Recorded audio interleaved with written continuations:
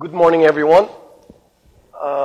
My name is Ali Hantal. I am the co-founder of Mezun.com, which has been in Turkish market since the year 2000.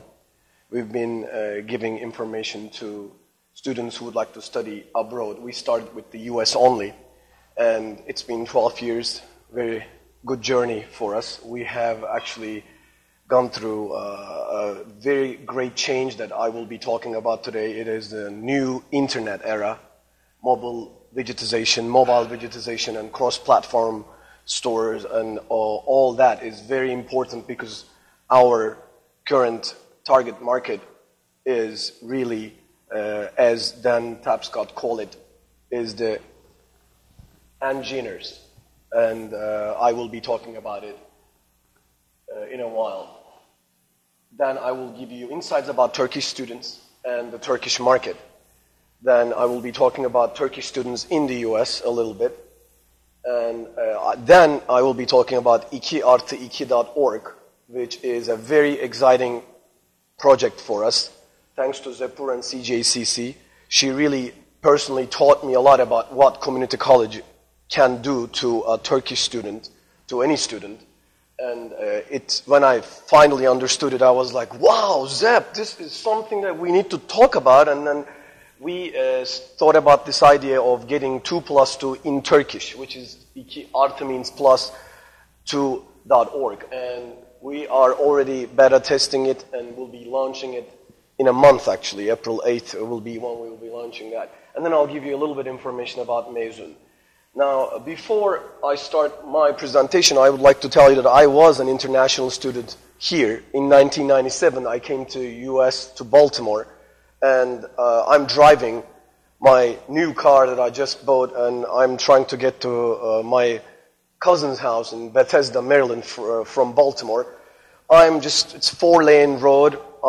It's 10 o'clock at night, so I'm a little bit speeding, not much. It says 95, and I'm going 95 miles. Apparently, soon after, I've seen an unidentified flying object behind me, lights, red, blue. That doesn't happen in Turkey that way. You know, there's only one blue light, blue, blue, blue, and they don't really come after you and pull you over that way if you're not doing anything. They first stop you in front. They come in front of you, not follow you like that. So I'm like, something is going on. I pulled over, of course, and out of respect, I got out of my car.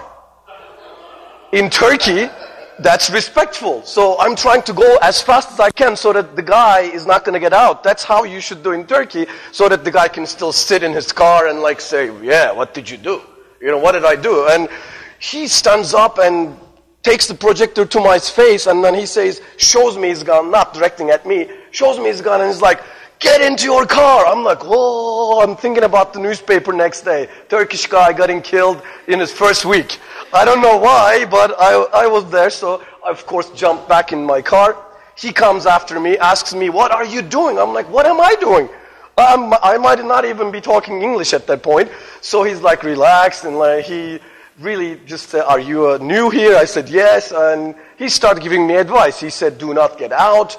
Put your hands on the driving wheel when a cop approaches. Actually, it would be great if you put your key on the dashboard so that he sees that you're not running away. He gave me great advice, and that really worked after that. I didn't take a ticket the few after that occasion, a few after those, but then I did. So that didn't survive that long. But that's a culture shock that any international student actually is going through. There's a personal distance. You know, that's something that an international student should know. This got us the idea to start a portal which talks about these things. Because when I went back to my friends, I said, hey, a cop, pulled me over and I was getting killed. He's like, oh, don't get out of your car. I'm like, thank you. Thank you for saying now, but why didn't you tell me yesterday? And why didn't nobody tell me that I shouldn't speed, by the way, that they're everywhere? So those things got to us, and one day my marketing professor said, you need to find a need which is not satisfied, which is there. Marketing starts with the need, not with a product, then you go and try to sell. It starts with the need, find the need, and then get your product up there. So we were thinking about a portal, about a website. Of course, that was Web 1.0. What is Web 1.0? It is a catalog web. It's like a catalog. You're looking like a book. No dynamism, no interactivism. It's basically you just read it, click next page, nothing. Maybe we had a little bit of chat rooms those days. So now, actually, we have gone through a complete different era. Now the world is actually going through the new web era. And the book Wikinomics, I don't know if, has anyone read the book Wikinomics? It's a great book. It talks about how the world is changing, how mass collaboration and collective intelligence is reshaping everything. What is mass collaboration? Mass collaboration is what YouTube does, what Wikipedia, what Facebook does. They just provide the platform, and users, they call it prosumer now, not consumer. Prosumer means they are producing the content and consuming the content. That's who we are actually now too, but if we're talking about Gen-ers, which are born between 77 and 96, as Dan Tapscott says, they are the new net generation. They have different likes than us, and what they do is they are constantly communicating, and they don't like email. Young people use email less than their elders. They want synchronicity. They actually will, according to ComScore, most teenagers use technology to communicate. And apart from anything else, they find email too formal because it's an asynchronous medium. They want to know when the SMS or any social networking message goes, they want to know if it's delivered or not. They don't want to wait if it's going to be delivered like an email. They don't like it. It's too formal for them. We need to now change our vision and view when we're thinking about technology. They are very different than us. And mass collaboration. Mass collaboration means now they want to participate on any website that they're on. They're not only producing the content, they're also, and we are too, we're all promoting the content. This is the user 2.0 concept. Now the new user of the world is not only consuming content, producing the content, taking the word out, promoting it. I send you a YouTube, then you send it to Zephyr, Zephyr send it to someone else. We are actually promoting the content. We not only promote, we also monitor it. We just say, hey, this content is not good. YouTube does not have a team that monitors. YouTube has a team which gets the requests and then delete the files that are not appropriate. So we are doing them the favor. Another thing that user 2.0 does is co-innovate. That brings us to collective intelligence. What does co-innovate mean? Facebook app. Who writes those apps? Developers. Us. We do. Users.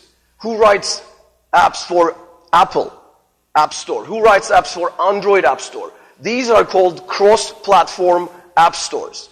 And our users are now all mobile. They're going mobile. From 2009 to 2011, the mobile connectivity to social media went 85% up. From 11% of total social media connectivity, 11% was mobile.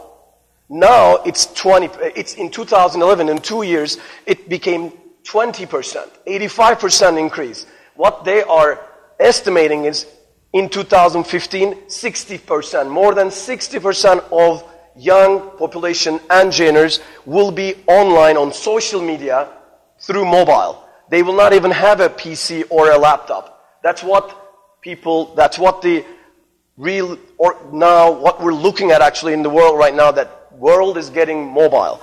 So, thinking about all of this, I can talk about it for hours. I don't want to bore you about it, but I'm very excited because this is a very new and very exciting era that we have just started. We will remember these days as if the new net generation, the mobile digitization era, and those who act first will really be the people who will be winners here, like the people, the companies that didn't go to Web 1.0, they lost a lot. And all those new companies with the new ideas really got ahead.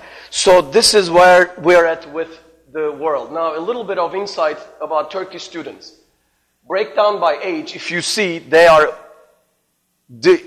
engineers are in Turkey. The youngest population of all Europe is Turkey.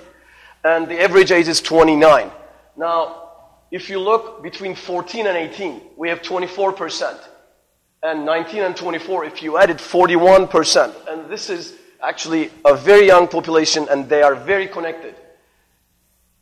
Educational status, 31% undergrad, 26% high school students. So there's a really good portion, over 50%, 57% are students at undergrad institutes or high schools.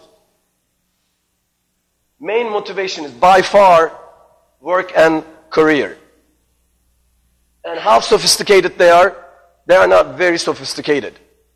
And they know about studying abroad, definitely not have a clue about community colleges that we've been trying to work it on. We worked with Zephyr in 2003 or 4 when AACC brought community colleges to Turkey, and that was the first notion of community colleges in Turkey, I believe. And Zephyr we sending press releases through, actually that's how we met. We met through our PR agency in Turkey. And that was a great, great gift to me because I really learned a lot from Zephyr, as I told you before, about community colleges. And I think that's going to be great for Turkish population. And not only Turkish, I'll talk to you about a little bit that we're also expanding to Middle East, Turkey countries, and North Africa. But basically, they don't know a lot about community colleges. And that's what we will be doing over the next few months to make sure they know what it is all about. Facebook usage. This is very interesting because if you look, Turkey is the number 6 country by 32 million. And the 32 million people, 41% penetration. That's number 3 in the world. If you look, if the first 10, 52 is United States, 51 is UK, and then the third, actually, by penetration to population percentage, is 41. That's an amazing percentage when you look at the world. And Turkey, position 6, 41.9, 69% penetration, and total Facebook users, 32.5 million. This is how Facebook got to its place today and continuing to increase. 18-24-year-olds are actually over 11 million. And if you add 16, 17 years, actually that number becomes close to 20 million. So 20 million of those are actually really our main target market there. That we need to educate about community colleges, about 2+2 opportunity, that they can actually come to United States for a lot better budget. They can learn more, they can go to small class sizes, they can get over their culture shock easily, and that is what we need to get to them.